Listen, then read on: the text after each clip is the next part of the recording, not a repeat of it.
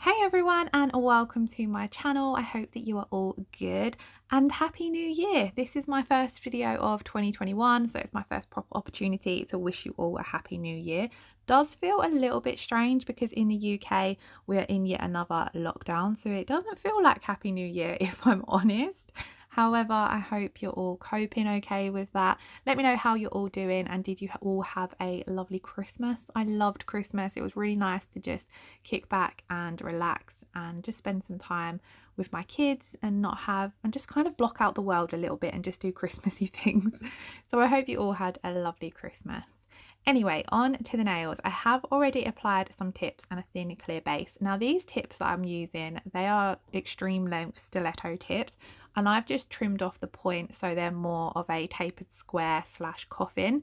However, I'm not really loving these tips because I find them really flat. They don't really have any pinch or C curve to them at all. So they're okay for designs on the Glamerliz, but I don't really like using them on myself, so I'm just trying to use them up in videos, to be honest. Anyway, I've then come in with CJP Fantasy down at that cuticle area, and I'm covering my nail bed and just fading that out towards the tip. The tip doesn't need to be full coverage or fully opaque because I'm going to be applying my glitter there and doing a glitter fade. So I'm just mainly making sure that the Fantasy covers the nail bed area and a little bit down towards the free edge, just so that there's a nice even colour.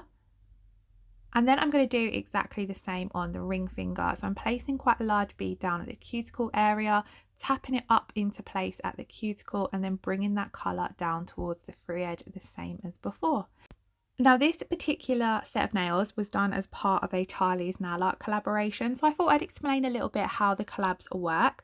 Basically, if you head on over to Charlie's Nail Art's Instagram or Facebook group, I will leave them linked in the description box below, there will be a post that explains what the collaborations are about. So each Friday there's a new theme and you create a set of nails based around that theme. So this Friday's theme was Arctic, and it's a really good way to take part and see how other people would interpret that theme. And the only rule as such is that you have to use at least one product from Charlie's Nail Art. So I would love it if you all headed on over to her Instagram and got involved. So one of the items I'm using from Charlie's Nail Art is this gorgeous glitter. This is called Blizzard, and then I'm also going to be using Footprints in the Snow. Now these two glitters are perfect winter mixes, so I just had to use them when I see that the theme was Arctic. I kind of just thought I would go for the cold wintry vibe.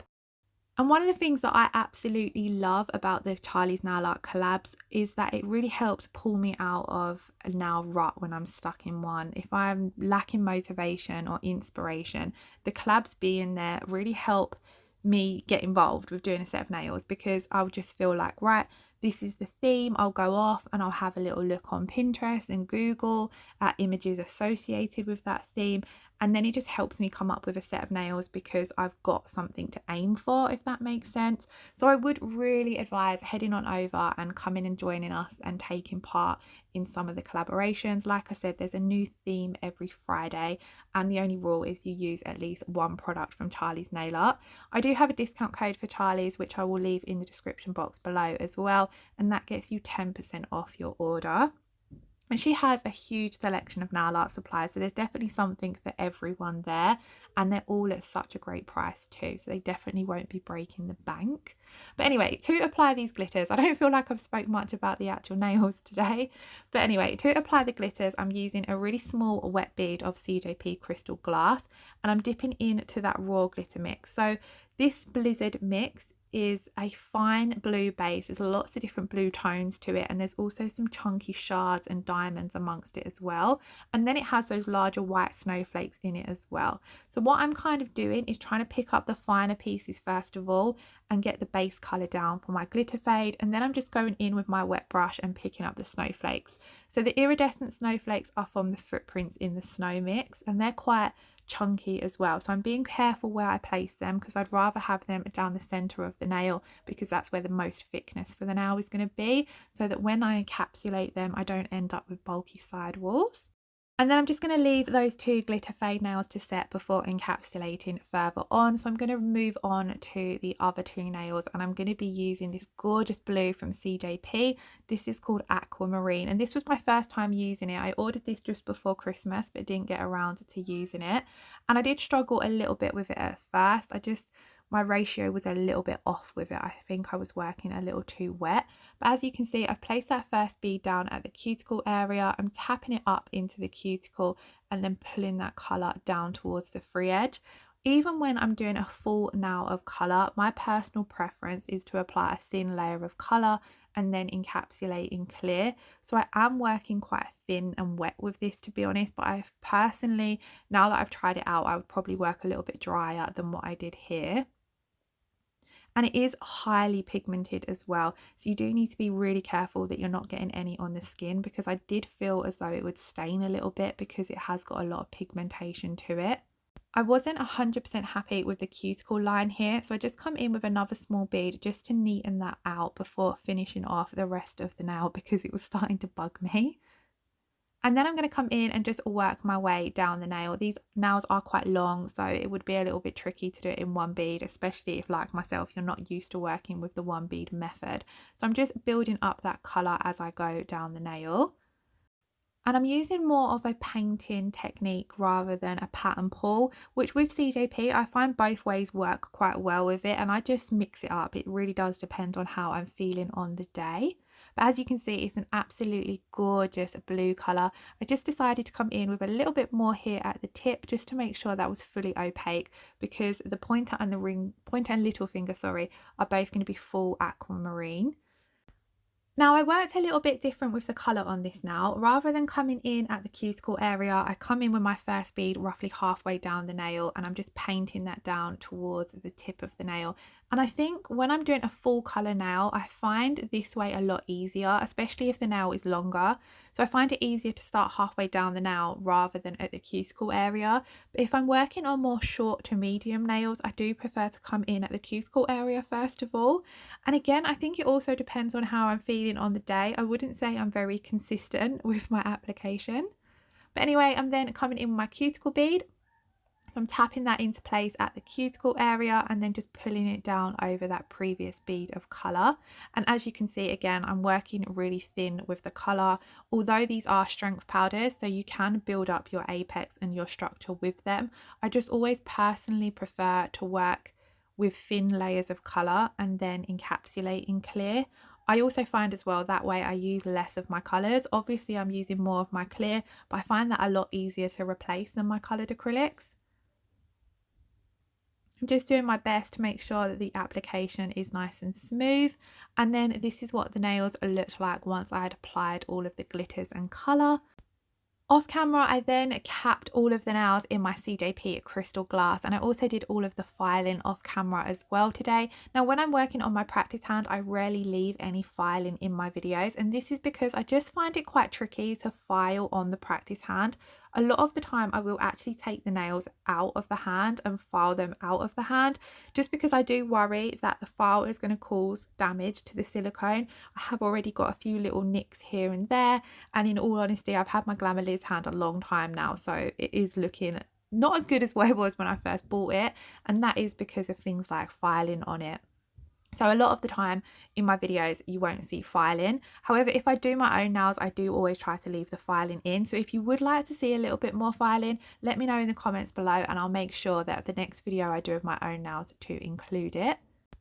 But back to what we're doing here. So I made sure to clean away all of the dust after filing, and I also wiped over the nails with some alcohol, and then I come in with some jewellery gel, and I've just applied the jewellery gel roughly where I'm applying my crystals and embellishments, and I've just made sure to apply a thin layer. You don't need too much, especially when you're working with flat backs.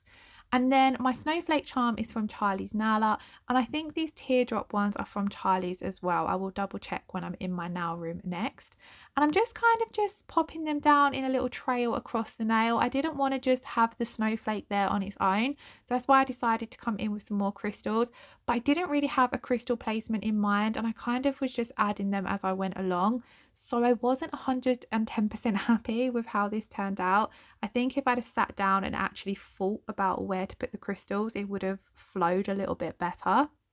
But it is what it is. So I'll just let you guys continue watching this. I have sped it up a little bit because I take my time when I'm applying them.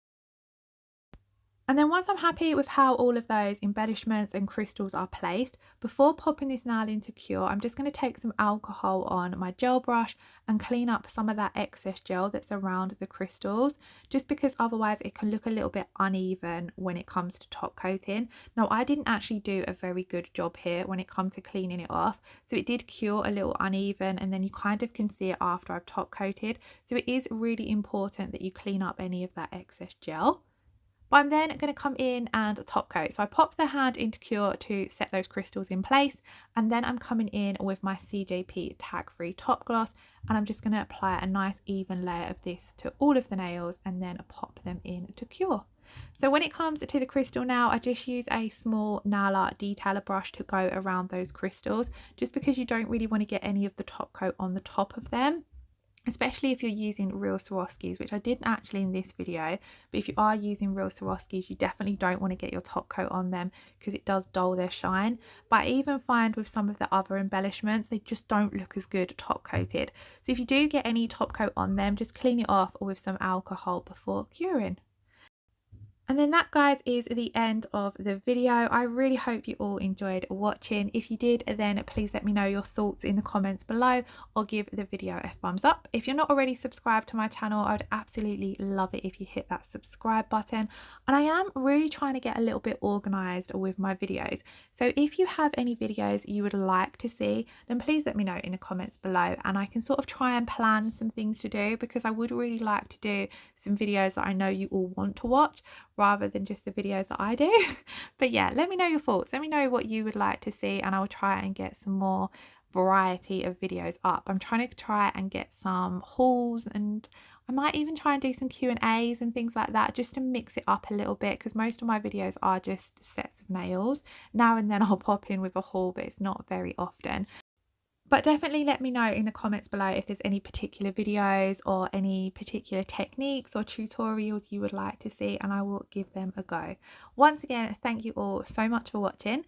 Take care, keep safe, and I shall see you in the next video. Lots of love. Bye bye.